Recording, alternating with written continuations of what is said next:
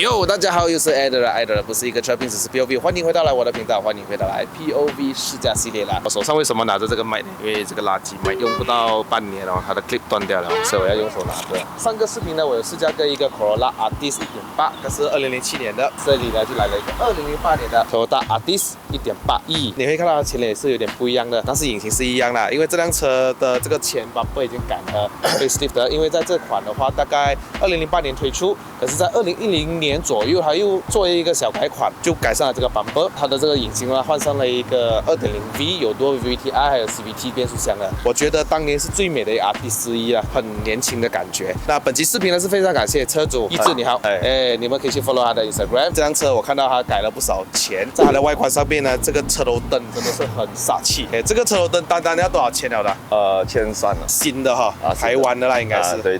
哦，这辆车在台湾蛮出名的，应该很多都套件都是可以。这是 VLAN 的牌子 ，VLAN 还是 VLAN？ VLAN， 不是 VLAN， 不是 VLAN。bumper 也是换上了 facelift 的，然后做一些小改装啦。走啦，带我们去看你的车改了什么了。Okay. 但是首先在这个影片还没开始之前的话呢，希望还没订阅的朋友们呢，记得按下订阅。当我更新新影片的时候呢，你们才可以及时收到通知啦。好，话不多说，我们上车看了 ，Let's go。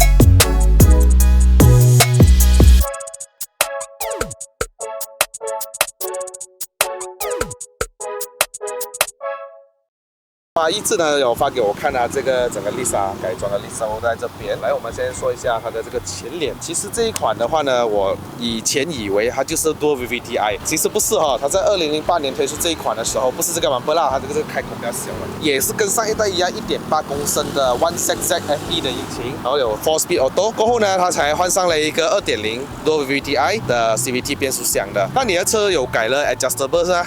对。它是一个Titan的 SP3， 大概剩下1根手指的高度啊，会辛苦加妹这样子。市区的话会有一点跳啊，但是我有时候会自己调软一点，现在我是调硬一点来。然后呢，它是换上了一个18寸的 T37， 这个是原装哈？这个是我拿 half cut 跟外面拿的对。我还要3800块。来的时候那个漆是这样漂亮吗？来的时候就这样漂亮，应该是他们有 repair 过一点的。2006年的这个18寸，用着 Michelin PS5 225/40 R18。总会不会很负担呢？这辆车，这个胎压是很好玩的，跟我一样的Sumitomo 的 4-port caliper， 来自于 Lexus LS430的，所以 brake pad 是很容易找的。然后后面呢就比较高一点，大概2根手指的高度，也是一样225/40 R18寸。后面有一个刹车卡钳，后面还有一个大径的是尾翼，还有一个小尾翼在这边。为什么你会贴上这个 XRX？ 什么意思呢？这个 XRX 在美国版本是一个2.4的版本，然后也是最顶配啊，所以这 XRX 的 logo 也是马来西亚找不到的，只能从美国订就它是日本 made in Japan 的。哇，这辆个2.4就是那 Camry 那款哦，应该是。哇，这样子不是会飞？这辆车尾灯还是保持着原装，有 LED 的，有一些 body kit 啦，然后还有一个 on-off valve。你的 exhaust system 是 full exhaust system。有弄完了，只是 customize 不是什么牌子的。只是那个 tip 放一个 Akabovic。开启后尾箱的方式呢，它只是没有 flashback。除了里面之外，还是它现在只能从里面开。降掉了，降掉。所以它要我放出来了。你头轻啊，这辆车。哎呦，你看它太轻。那它是要1.8公升才能做64椅背倾倒，1.8G 多了电动座椅调节啦、VSC 啊，所以这样 E-Spec 是没有那个防滑系统啦。那我们去看一下内饰，这个绒布啊，很像以前Toyota安瑟给到那种感觉，滑滑软软。前面已经调整成我的驾驶座位了，就大概2个手指，头部空间大概1个拳头，没有后座冷气出风口。这个，还有一个中央扶手，哇，还有一个跟 Camry 一样的盖耶。我们来 start 一下那个引擎，看一下哈。其实这辆车有一个 Central Locking 的 alarm 的，可是就坏了，所以就用锁匙了。哇，这个内饰呢，就晒得久了太阳就会变黏黏，而且包掉。这跟2008年的 Camry 是一样的哈，所以当时Toyota是可以给 Camry claim 啦，但是我不知道 Altis 当年能不能啊，所以这个材质当年用的不是很好。双辐式的仪表比上一代好看一点，可是如果你是买多 VVT-i 的那款呢，它会更好看，而且还有换挡拨片哦。我们插进钥匙，坐进来就是很熟悉的 Toyota。真的什么都很熟悉，就是每一粒 button 在哪里，我大概懂。调那个镜子啦，它的这些，你看 button 一模一样，有没有？换上了一个 Android Player， 冷气这边很漂亮哦，我很喜欢的。你看，有这个灯呢，还有给你知道哪里会有障碍哦。这里有一个盖开关，这辆车还是配它这个4速的变速箱，可是呢，就是在1.8公升这里会有给你加减，会在这里显示。啊，哇，比较好玩一点了哈，虽然它是4速。这里还有一个置杯架，手刹，还有一个手扶箱比较大哈，可以调整前后。这一代都会比较舒服一点，所以为什么它的二手价钱非常的好，大概是要2-3万左右。打开车头灯 ，Hazard Light。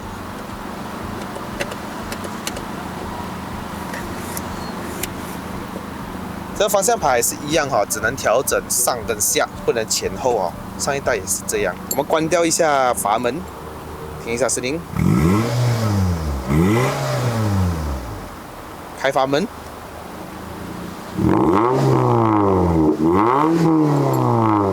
哈哈，内饰呢也加了气氛灯，然后这里就有 GPMS， 车主自己加的 Bosch Engineering 的 Aluminium Headers， 还有打开车尾箱啊、油盖啊都是在这边。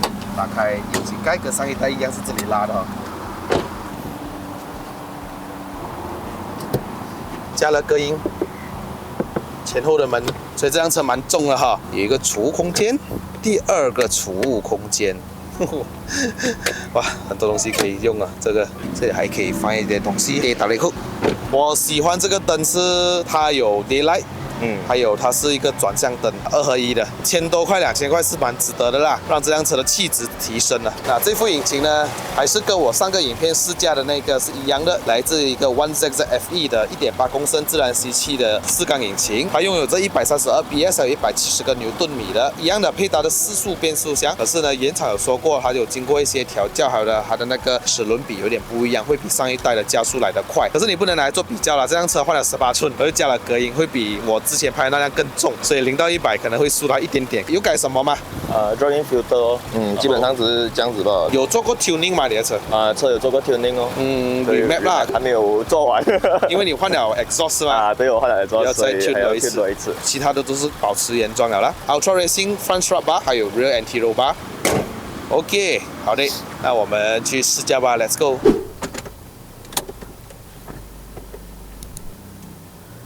这辆车哦，总之哦，Toyota一上手就是很容易的嘞，就什么都会很熟悉，连它的那个油门反应，它的那个转向大概是多少你都懂了咯。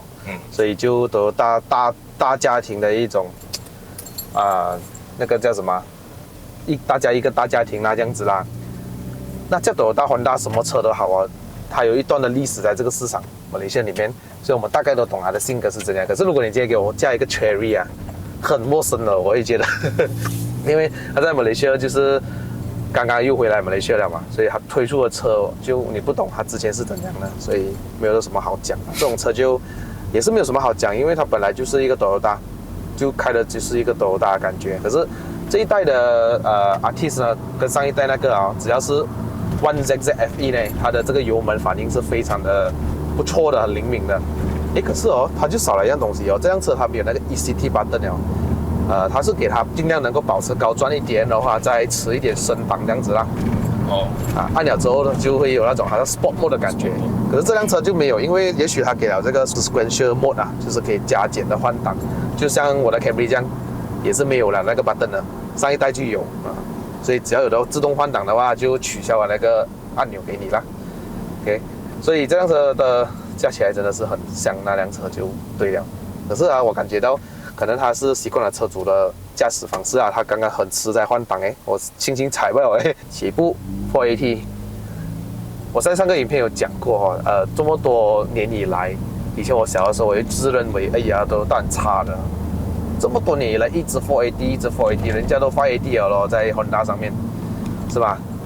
落后可是到我长大了之后，我才真正的感觉到其实Toyota做这个有它的原因的。第一就是它的变速箱轻5速的变速箱怎样都是会中过4速的。而第二个就是Toyota花了这么多年来研究这个变速箱，已经10多20年以上了，所以很成熟了。这科技真的是很耐用的一副变速箱来的而且Toyota会把它的那个 4AT 呢的调教做得非常的好。我们在城市驾驶的时候是非常的轻快的，可是也至于给了一个假象，你觉得很轻快，你踩一点点那个车就会去，然后你就认为那个车很有力，其实没有，它只是在前段那一个感觉 respond 来。可是你再踩完下去就是这样。你们有驾过 Arus 吗？更糟糕 Arus， 前面我觉得我一点那个油门 over respond 去，可是真的是没有力那辆车。可是我驾过这个 1ZZ 的呢，就觉得哇，它的1.8公升不错的会飞我觉得那辆车很有力。那这里就有的手动模式。你看换挡是速度 OK 的自己做一点 U 都嘣，我真的很习惯了，因为我自己本身在驾Toyota嘛。你听下声音啊。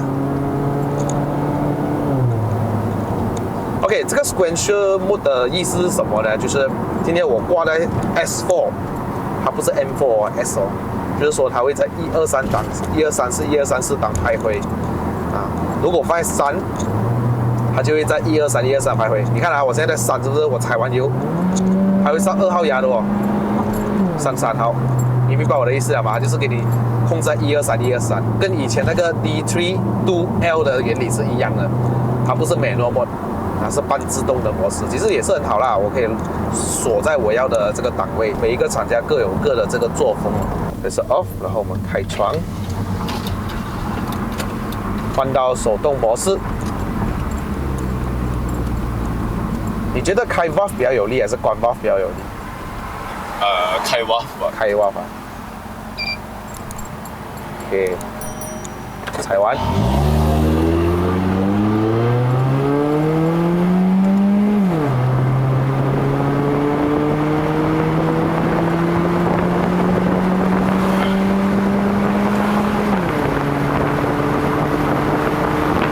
哈哈，那边。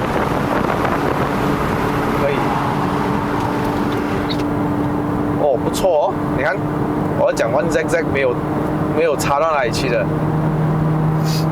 你看它还是有力气的。刚刚实地表一下吗？不会吧？哇，你看我还可以做 U 舵嘿嘿嘿嘿，我自己的车也是有做的。OK， 那这辆车的 gear ratio 好像比较短一点点在 Final 上面一点点罢了。140差不多大概3500转左右，OK， 是非常的 standard， 非常的标准我之前驾的 SEG 4AT 是不是？哇，那个真的是吓人在 highway 是140、3000转，很低的一个转速我觉得他应该算出来这些东西，他把那个 gear ratio 拉这样长，对他省油啦，可是你没有什么力在 highway。这样是不是刚刚好？我觉得 OK 啦。有了这个 adjustable 的过弯的感觉就是不一样那so far你这辆车有遇过什么问题吗so far还没有什么问题，只是有少吃黑油会牙这样跟通病其实也没有什么啦。没有什么通病。对。所以Toyota是非常耐的。你看到同一个年份的车，有时候我不是偏帮Toyota讲话，你看得很清楚，Altis SEG 就好，为什么路上还是这么多？那它的耐用真的是很厉害。对啦，也许Toyota它给不到你的那个动力，也许它的操控没有Honda好，也没有马自达好，可是它就是跟你玩一个拉力赛，我就是跟你比跑长远，谁会先趴倒在地上。我觉得Toyota的车哦，原装不好驾的，你知道吗？因为我觉得太软了。可是好像你这样换了 adjustable 的车哦，好驾很多哎，整辆车蛮好驾。很敢去啊！说整个车身是不错的，其实是因为原装的那个避震器太软。然后这辆车已经换上了一个 electric power steering， 电动的辅助方向盘，所以它是比较在高速的时候会比较紧凑一点，所以它不会好像太轻，而让你感觉到没有什么安全感。转向幅度的话会比较大，它不会很敏感。你看我现在在高速上面有这样转，它会有一点点的感觉啦，可是还比 Camry 好一点。Camry 的设定真的是过于舒服了，这个还是会有一点点的。所以这种方式是因为这辆车毕竟不是拿来给你跑的嘛，它比较偏向于那种家庭用。想当年推出这辆车的话，大概有120千左右哦，里面 high spec 的，是蛮高价一下的。其实那时候它是竞争对手就是 Civic 了，肯定了。那时候是 Civic FD 好卖一点，因为 FD 的样子真的是太红了那时候。那你打95还是97啊？这个？这一次打97，平常是打95的。那95的话，你一桶油可以走多少公里？95一桶油看脚哦。平常你这样子驾的话呢？平常这样子驾应该400这样子 OK 吧？400啊，打满要100块嘛。不用啊，90块就满。试一下这个打完大概110过，试一下的感觉。轮胎真的是没有话讲哦 ，PS5 可以哦。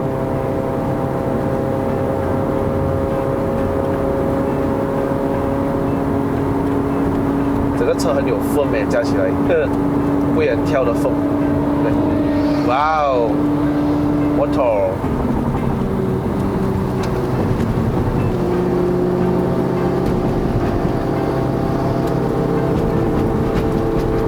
感觉就是 not bad。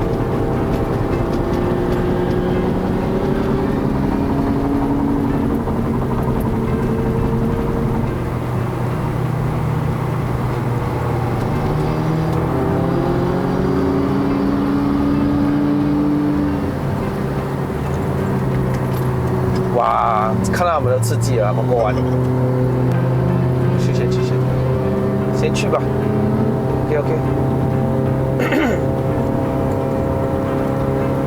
Alright， 我们就来到山脚了。老铁们都知道我们下一集影片又要干啥了？我们又是驾 Corolla Altis 上山了。这样子的话呢，就在我频道多一辆 Altis 了，所以你们可以在我频道找到有旧款的 Altis、TNGA 的 Altis， 我都有试驾，所以差不多完成了啦。我的频道就来变成一个字典了。OK 啦，那我们等一下下个影片再见哈。喜欢这个影片记得点个赞啊，各位哈，好吧。这班有一个认识的粉红色的 Swissport， 又改了很多音响，一下 DSP 那些有的。加 M 跟 Bass 后面。凝望夜空，往日是谁领会心中 OK， 非常感谢一志，谢谢你。我们下个影片再见。OK。这个灯会因为开门而关吗？不会，它会提醒你。对。Alright， Altis。上山了，好了，各位好，影片就到此结束了。如果喜欢看我的影片的朋友们呢，不要忘了按赞、订阅、分享、打开小铃铛。我们下一集的影片再见啦，拜拜。